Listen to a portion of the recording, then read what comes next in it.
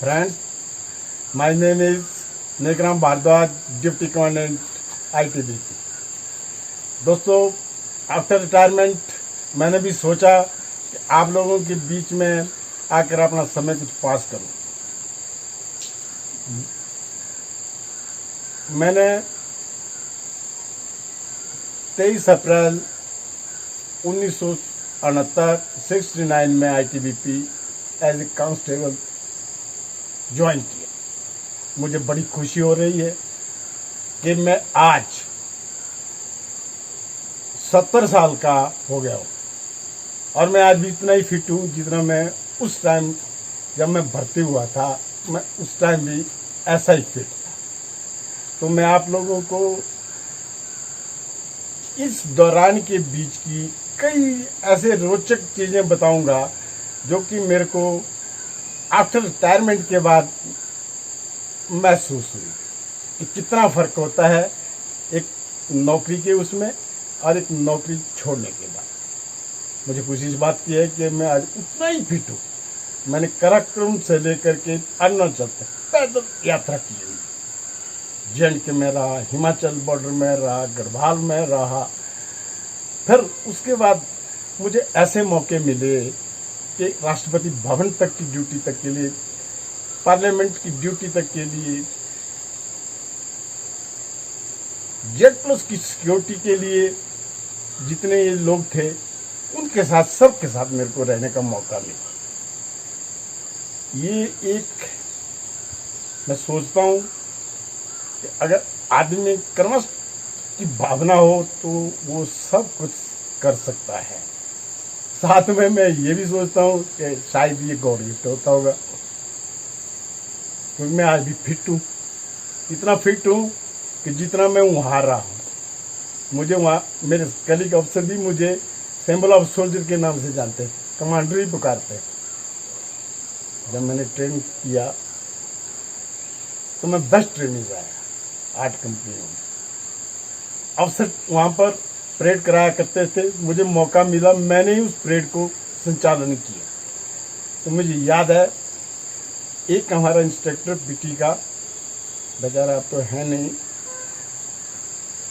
बोला बेटे बाद में अफसर बनोगे। यादें आती हैं। हमने कभी भी किसी काम के लिए मना नहीं किया।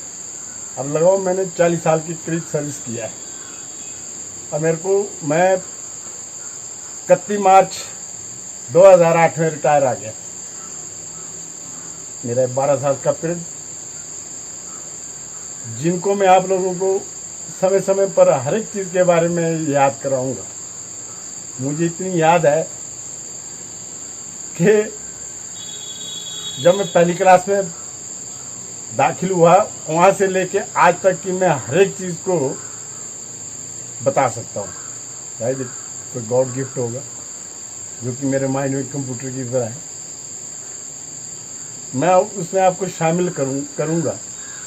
मेरे दादाजी अनपढ़, मेरे पापा जी अनपढ़, मेरी माँ अनपढ़, मेरे चाचे अनपढ़, मेरी चाची अनपढ़, पूरे सब अनपढ़ हुआ करते हैं, अंगूठे वाले। तुम सिर्फ मैं बड़ा था। तो मैं जब पहली क्लास में स्कूल में गया तो आप सोचें कि 4 किलोमीटर से पैदल आना पड़ता। मैं कई रोचक कहानियां बताऊंगा उसके बीच की, बचपन की, जवानी की, बुढ़ापे की।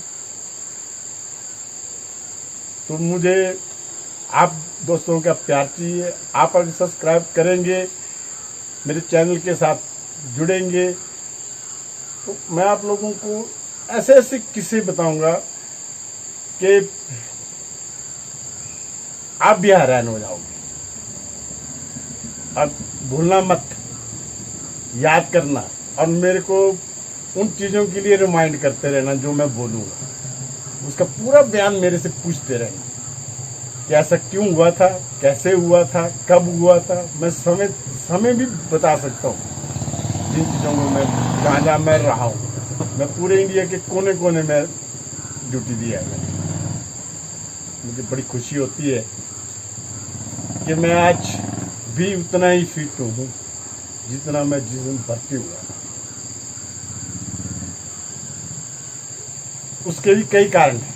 मेरे से कई पूछते थे अफसर लोग कि यार पहले ही बता कि तू ऐसा ही दिखाई देता है एक जैसा ही, तेरी सेहत का क्या राज है। तो मैं बताता था, पर मेरे को हर एक ने ही सहयोग दिया।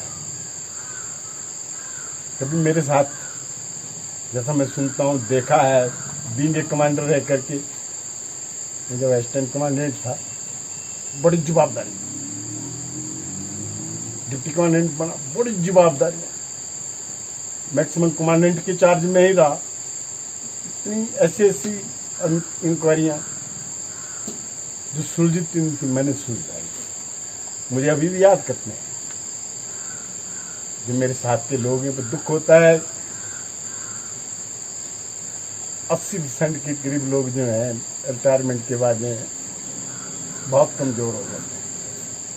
उसके कारण है, जब हम इतने बड़े हाईटीट्यूड एरिया में, आपको पता है आईटीबीपी 1962 में खड़ी होकर के सब चाइना बॉर्डर के लिए उन पहाड़ों के बीच में ही रही।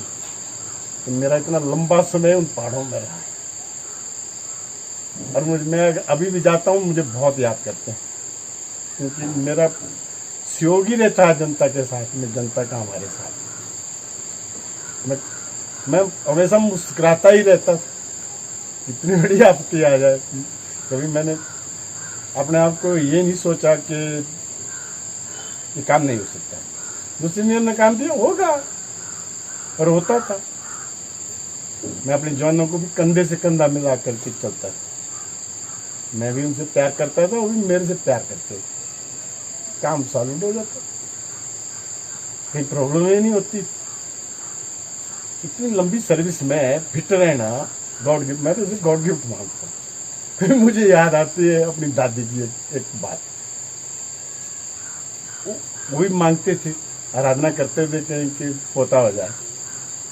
जब एक पोता हो गया तो दादी जी बीच में बोलती थी, रोड वगैरह नहीं करते अपने इष्ट देवताओं के लिए, मेरे 5 पोते हो जाए, मन परमेश्वरा मेरे 5 पोते हो जाए। अब जब वो होने लगे तो 13 पोते हैं और 7 पोतियां। अब सोचो आप, और हम सब इकट्ठे रहते थे, इतने लोग। मेरे परिवार में मेरे पिताजी, 2 चाचा जी, उनके बच्चे। अब लगाओ आप, हम इतने थे, 13 तो पोते हो गए, 7 पोतियां हो गई, एक ही घर में इकट्ठा खाना बनता था। सोचो आप, अब उस टाइम क्या एकता थी, इतना बड़ा परिवार। और उस परिवार को संभालने के लिए मेरी बड़ी भूमिका रही, क्योंकि मैं सबसे बड़ा था। जब मेरे को पहली क्लास के लिए यहाँ सरकार घाट बड़े स्कूल में लगाया गया, तो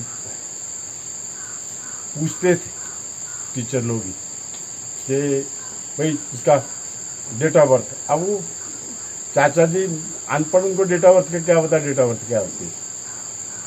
तो उन्होंने वही डेट जिस दिन 2 मार्च को स्कूल में लगाए, वही डेट लिखी मुझे।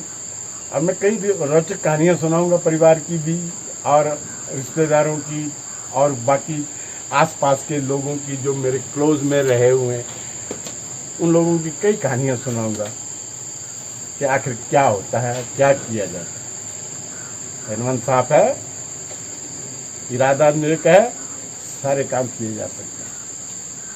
मैं आपको असली और नकली कई चीज़ें बताऊंगा कि होता क्या है, ग्राउंड में क्या होता है। दोस्तों, आप सब्सक्राइब करना मत भूलें। मैं आप लोगों से एक बहुत बेहतर समय निकालना चाहता हूं, जो कि आप लोगों के साथ में निकालूंगा। कई बड़ी बड़ी घटनाएं घटी हैं, उन घटनाओं को मद्देनजर रखते हुए मैं अपना समय निकाल रहा हूं। मैं आपको बताऊंगा कि बचपन में क्या होता है, जवानी में क्या होता है, बुढ़ापे में क्या होता है। और इन दिनों में मेरी फैमिली के साथ में मुझे मिलने के लिए मैं आप लोगों का धन्यवाद करता हूं। अगले वीडियो में मिलूंगा। धन्यवाद।